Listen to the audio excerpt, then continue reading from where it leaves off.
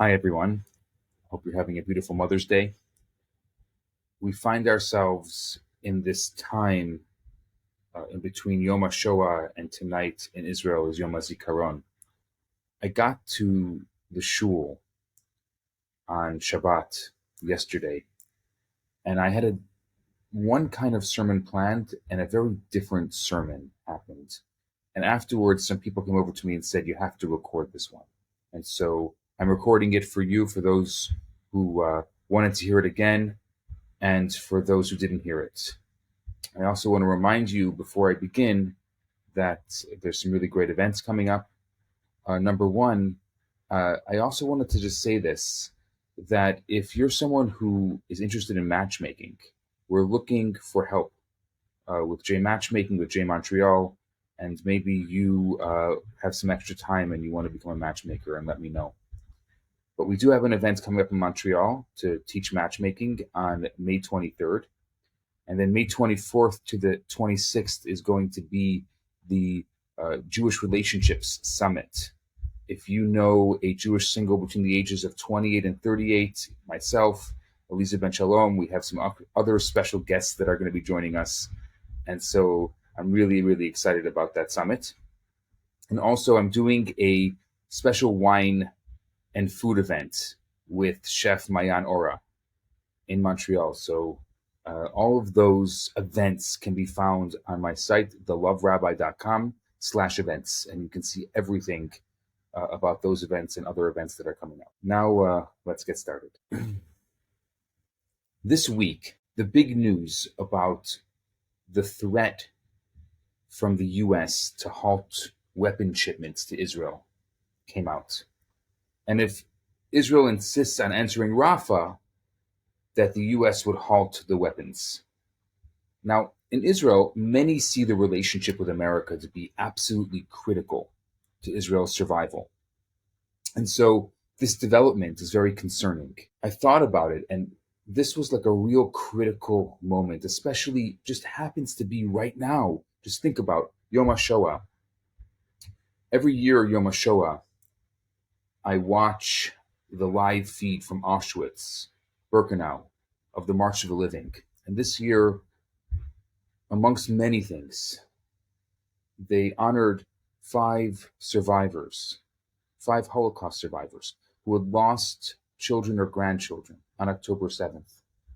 And just the thought of that level of pain, understanding what is Yom HaShoah, the Holocaust, and what's going on now. And now this week, there's going to be tonight Yom HaZikaron, and then in 2 days, Yom HaAtzmaut, and just where we are and this insane relationship and what's going on with the war. I want to try to make some kind of amends.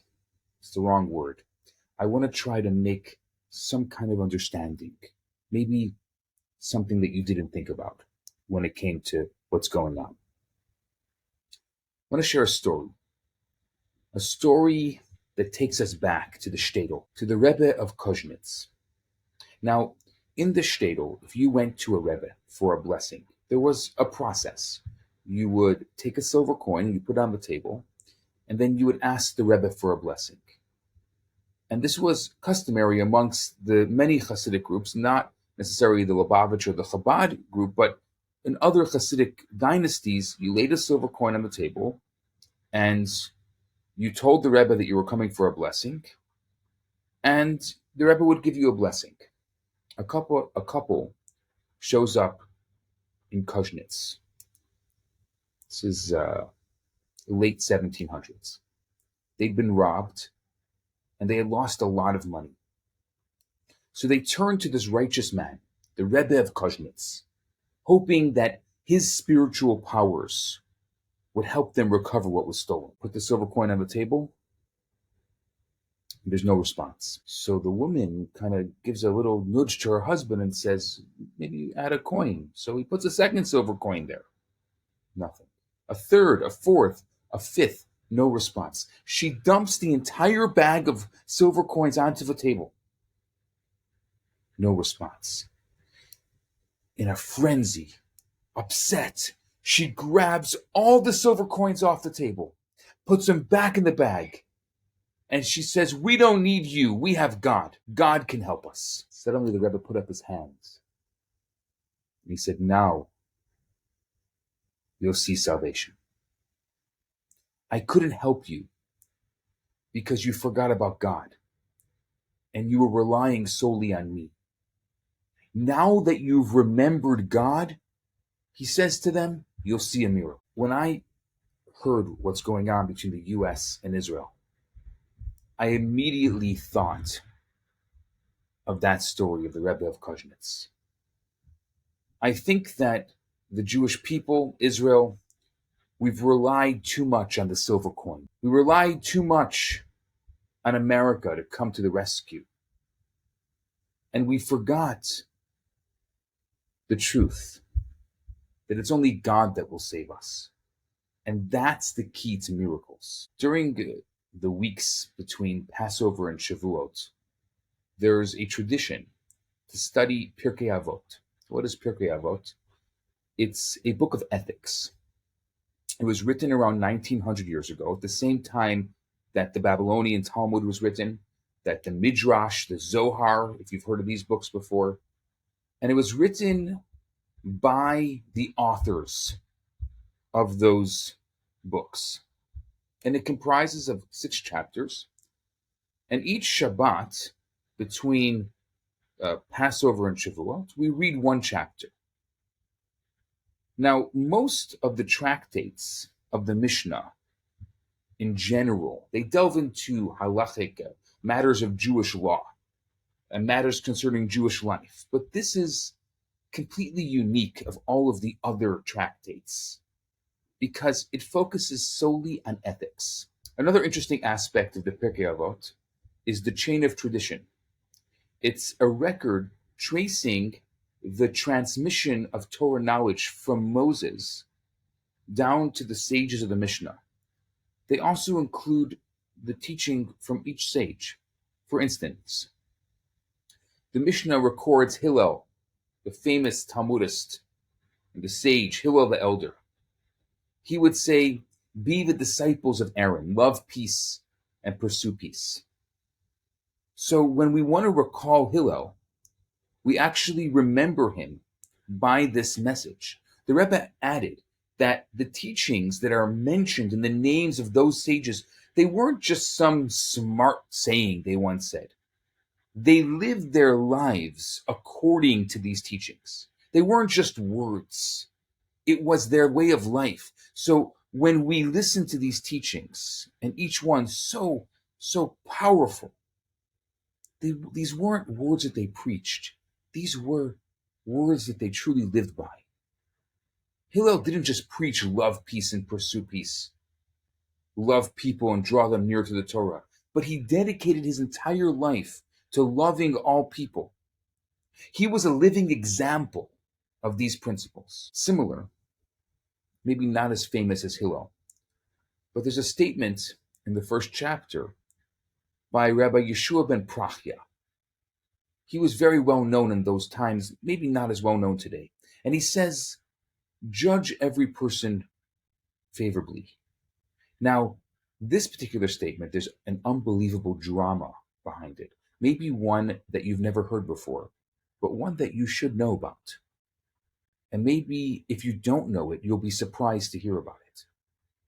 So this Rabbi Yisroel Bernath, he's definitely not from the most famous, but he had a very famous disciple. I'll tell you his name soon. Once, as Rabbi Yisroel Bernath was traveling from Egypt to Israel with this disciple, who later will become very famous, they stayed in an inn. When they got to the inn, when they saw the great Rabbi Yisroel Bernath, they gave them a lot of honor. So Rabbi Yeshua said, "Wow, this inn is beautiful." But this disciple said, "The eyes of the hostess are ugly." Rabbi Yeshua was upset. He rebuked him for this coarse attitude. And he said, "Get out of my face. I don't want to see you." He was very upset at him. Later, the disciple came to his master and he begged him to be taken back. and he didn't pay any attention to him. Now there's this idea of asking for forgiveness 3 times. And so he had asked for forgiveness, and finally a third time. When he came to Rabbi Yeshua was in the middle of saying the Shema. Now, at that time, Rabbi Yeshua thought to accept him back, and he signaled to wait until he finished the prayer. But the disciple thought he was being dismissed, and he became angry, and immediately he left and joined the heathens and the pagans and started worshiping idols and went far away from the Jewish teachings. Afterwards, Rabbi Yisroel Bernath asked him to return to Judaism. But this disciple said to him, "From you I learned that one who sins and one who leads others to sin has no capacity to repent." The Rebbe once said that if Rabbi Yisroel Bernath had judged this disciple favorably, he could have saved, sparing hundreds of thousands of Jewish people the troubles of the future of thousands of years. This disciple will later become known as Yeshu, or Jesus. And this is the origin story, the Genesis story in the Talmud of this man. This particular Shabbat, we read the 2nd chapter. And in the 3rd Mishnah, now remember where we are. We're in this insane time on the Jewish calendar. We're also in this insane time wondering what the future will be with what's going on in Israel. This particular 2nd chapter, the 3rd Mishnah, it says the following: "Be cautious with those in authority, for they befriend a person only for their own needs. They appear to be friends when it's their benefit, and they don't stand by a person in their time of need." Do you want me to say that again? I'll say it again for you. "Be cautious with those in authority, for they befriend a person only for their own needs. They appear to be friends when it is to their benefit, but they do not stand by a person in their time of need." This authority refers to governance. Throughout Jewish history, the Jewish people have always had to deal with local governments. But Rabban Gamliel, who said this passage, was telling all the Jewish leaders and the activists throughout time. He was, at that time, the leader of the Jewish people. He was saying to them that although in their role they must cultivate relationships with the authorities, they should always remember not to rely on them entirely. Because when they need you for elections, they're very nice. But in an instant, heaven forbid, everything can change. The great example that we know is with Joseph. Joseph saved Egypt from famine. Without Joseph, Egypt would have perished from hunger. Actually, he turned Egypt into a global superpower. And what did he receive in return? What does it say in the beginning of the book of Exodus? The beginning of the book of Shemot? A new king arose over Egypt who did not know Joseph. Rashi, the foremost biblical commentator, actually comments that it was the same old king, but he acted as if he didn't know. It doesn't matter if it was the same Pharaoh who suddenly forgot everything Joseph did for Egypt, or if it was truly a new king who ignored the history. The result was the same, that Joseph, who did so much for Egypt, was forgotten, and his children and grandchildren were forgotten and became slaves in Egypt. I think another example, and there's so many, I could give you hundreds of examples, but another one was from about 500 years ago in Spain. There was a Jew named Don Isaac Abarbanel. You should look him up. He was a great Torah scholar who wrote a comprehensive commentary on the Torah. Alongside this, he was Spain's finance minister. He was very wealthy, and he actually, during that time, provided loans to the treasury in Spain to the tune of millions, to the extent that he became the personal representative of the Queen of Spain for all her financial affairs. And then, without prior notice, a royal decree was given to expel the Jews from Spain shortly before the 9th of Av in the year 1492. Think about it. It's April 29, 1492. A decree is issued to dispel the Jews of Spain. The Jews were given no choice but to convert or to leave before July 31st, the 7th of Av of that year. Don Isaac Abarbanel tried everything to change the decree. He met with the king 3 times. He offered to provide a considerable sum to annul the decree. But the king, under the influence of his wife, to whom the Abarbanel was the financial advisor, they were friends, they were not willing to give in. And so hundreds of thousands of Jews had to leave Spain to wander to other countries. I think these examples remind us time and again that while we need to make efforts to build relationships, our ultimate reliance should only be on God Himself. So often we focus on the silver coin and not on God. Another question was conjured up. I think maybe a lot of people will ask this. It says be cautious with those in authority. It seems to only apply to community leaders.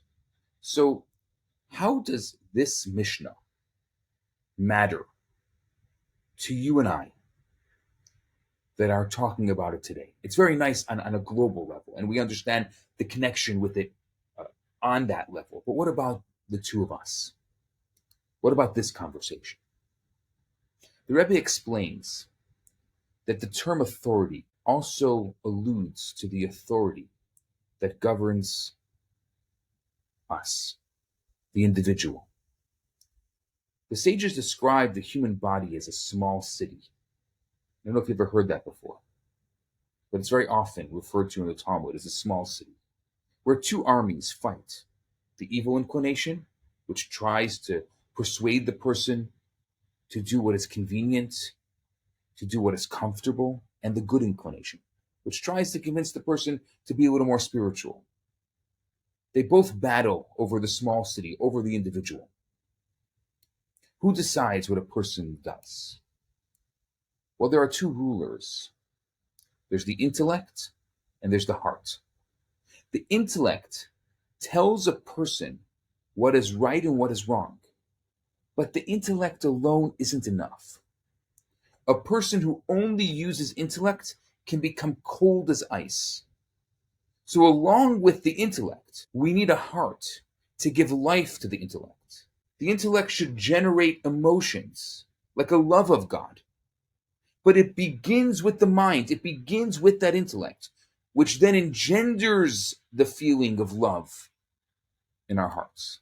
Think about just this sermon right now. Imagine if I only used my mind and I didn't use my emotions and I didn't use my heart and my feeling. It would be very monotone. You probably would be sleeping by now if you're not already. Every single one of us makes decisions based on these 2 rulers, the intellect and the emotion. So the Mishnah here says, be cautious with your rulers. Sometimes a person's intellect can persuade them that what they're doing is very positive, and they're blind to the fact that those wonderful excuses are only excuses to cover up the personal interest. The same goes with the heart.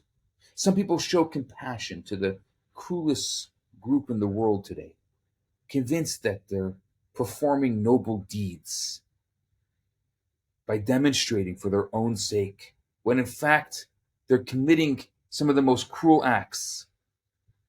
Our sages say, and this is a quote that I think about so often lately, whoever has compassion on the cruel will ultimately become cruel to the compassionate.